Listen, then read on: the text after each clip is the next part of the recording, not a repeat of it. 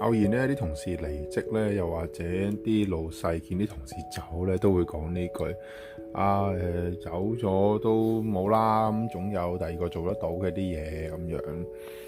咁事實上，同事係咪真係有好似零件咁樣話換就換嘅呢？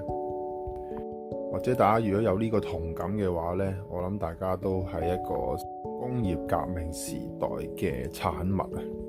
工業革命呢，就講求效率啦、快啦、分工仔細啦。